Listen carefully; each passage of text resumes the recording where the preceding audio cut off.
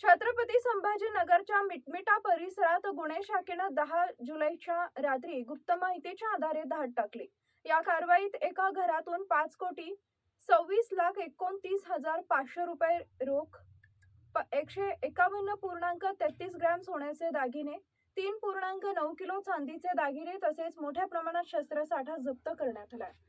जप्त शस्त्रांमध्ये 2 पिस्तुले, 1 machine gun, 4 rifle, 2 air gun, 1 22 bore बंदूक, हजारो जिवंत काडतुसे, 1 तलवार आणि 17 प्रकारचे चाकू यांचा समावेश आहे। याशिवाय विविध कंपन्यांच्या 45 मद्याच्या बाटल्याही जप्त करण्यात आल्या। या संपूर्ण कारवाईत एकूण 5,63,37,994 रुपयांचा मुद्देमाल हस्तगत करण्यात आला असून या प्रकरणाचा पुढील तपास छावणी पोलीस ठाणे आणि गुन्हे शाखेकडून सुरू आहे।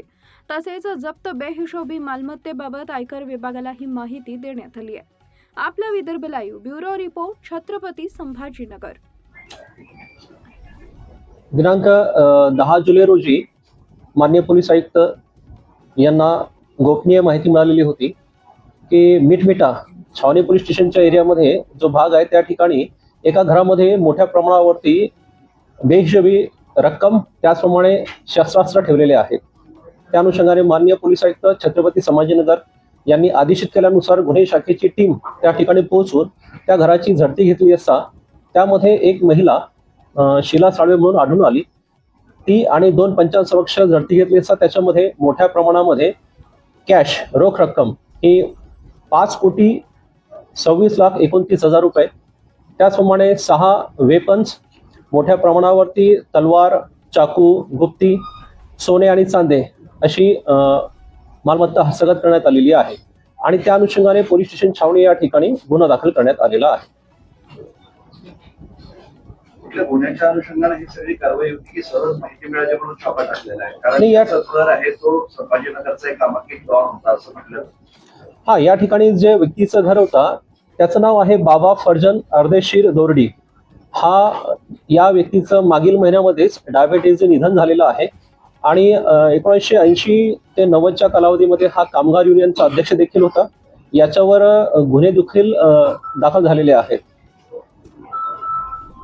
एक महत्वाचं की ही जी कारवाई झाली फक्त बेहिशोबी पैसे ठेवले एवढी माहिती मिळाली म्हणून झाली की दुसराही काही उद्देश होता? नाही, याच्यामध्ये गोपनीय माहिती मिळालेली होती की याच्यामध्ये बेहिशोबी मालमत्ता तर आहेच परंतु शस्त्र देखील आहे आणि त्याच्यावर ऑलरेडी गुन्हे दाखल असल्यामुळे ही कारवाई अतिशय गोपनीयरित्या करण्यात आली। याच्यामध्ये आपल्याला पिस्टल्स, रायफल्स आणि मोठ्या प्रमाणामध्ये कारतुसांची संख्या सुद्धा जिवंत कारतुसे 6,350 कारतुस जिवंत कारतुस मिळालेली आहे।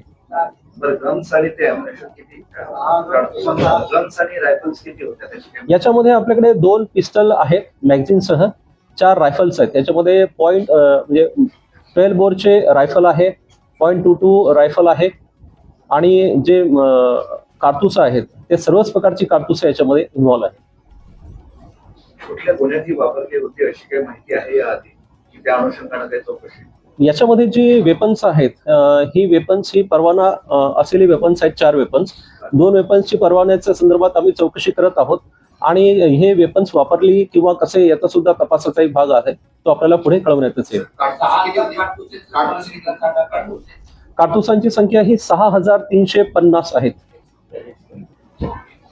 रायफलमध्ये वापरणारी कारतूस आहे का सगळे? हा, ही पिस्टलची पण आहे आणि रायफलची पण आहे, दोन्ही। याच्यामध्ये जर आपल्याला बायफर्गेशन हवं असेल तर एकूण 12 बोरचे 632 जिवंत कारतूस, 7.65 mm चे 1878 कारतूस आणि .22 चे एकूण 3,840 कारतुसे आहेत। बंदुकांना परवाना असला तरी एवढ्या मोठ्या संख्येने हे कारतूस ठेवण्याची परवानगी असते सोबत? त्याचाच हा तपासाचा एक भाग आहे म्हणून आम्ही ती जप्त केलेली आहेत आणि पुढील कारवाई करत आहोत। छावणी परिसरामध्ये जिथे मिलिटरीचा एरिया आहे त्या ठिकाणी हे सगळं मोठ्या प्रमाणात शस्त्र आणि कारतूस मिळाले। मिलिटरीकडून याबाबत आपल्याला काही विचारण्यात आली आहे का किंवा त्यांच्याकडनं काय वेगळी तपासणी करतात?